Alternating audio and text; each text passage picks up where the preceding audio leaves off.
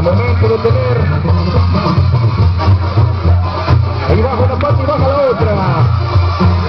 Y dice fuerte, señores, le da fuerte y darse de 1, 2, 3, 4, 5, 6, 7, 8, 9, 11, 12. Carlos bien agarrado, un aplauso merece Carlos Padilla.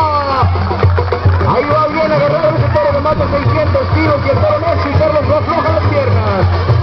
Carlos Padilla casi logrando con muchísimo esfuerzo quedarse sobre los lomos de este ejemplar.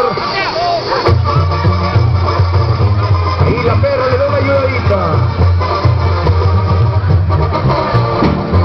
Ahí se ve la condición física que Carlos Padilla trae después de más de 25 reparos, de aguantarle más de 25 reparos de este toro. Un se autoriza lazo porque Alejandro Núñez trata de lazarlo y le quiere el primer lazo. Los amigos de a caballo también se acomodan por ahí.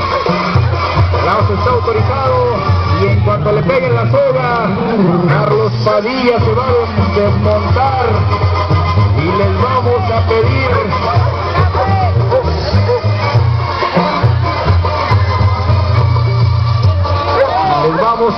que en cuanto Carlos se desmonte le demos una